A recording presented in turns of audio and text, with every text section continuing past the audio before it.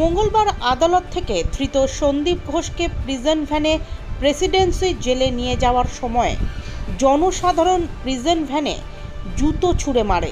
তুমুল বিক্ষোভ হয় আলিপুর আদালত চত্বরে, যা সামলাতে রীতিমতো হিমশিম খেতে হয় কেন্দ্রীয় বাহিনীর জওয়ান ও কলকাতা পুলিশকে।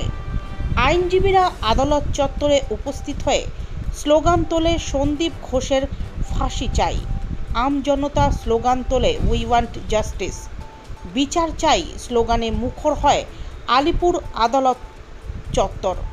কেন্দ্রীয় বাহিনী এবং কলকাতা পুলিশের কড়া নিরাপত্তায় 4 ধৃতকেই আলিপুর প্রেসিডেন্সি সংশোধনাগারে আদালত থেকে নিয়ে যাওয়া হয়। এদিন সন্দীপ ঘোষকে দেখা মাত্রই সেখানে জনতা ক্ষিপ্ত হয়ে ওঠে। এদিকে সন্দীপ ঘোষ সহ 4 জনকে 13 দিনের জেল হেফাজতে পাঠায় আদালত।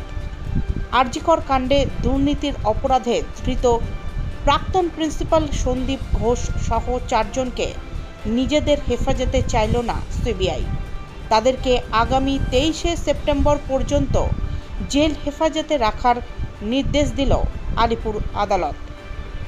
এদিন সন্দীপ ঘোষকে আলিপুর আদালতে সিবিআই গাড়ি থেকে নামিয়ে এজলাসে নিয়ে যাওয়ার সময় ফের চোর চোর স্লোগান ওঠে।